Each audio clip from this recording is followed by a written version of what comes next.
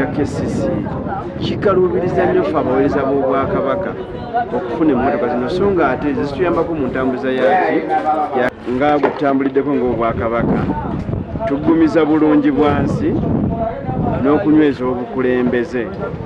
Wabula ate ffe ng'ekitongole kya Kampala Masika tulina omulamwa gwaffe gwe tutambuliddeko kubanga ffe abawangalira mu kibuga wano twakizudde nti akaveera n'obucupa buno buvaamu amazzi n'ebirala bwongeddeko obukyafu bungi nnyo.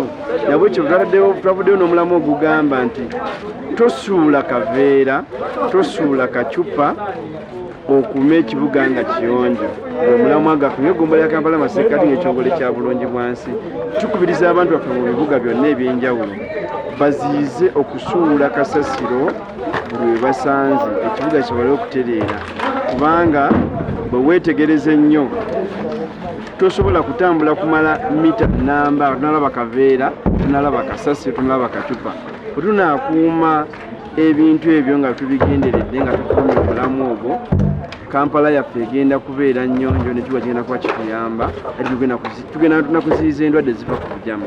Ssaabasajja Kabaka awangaale.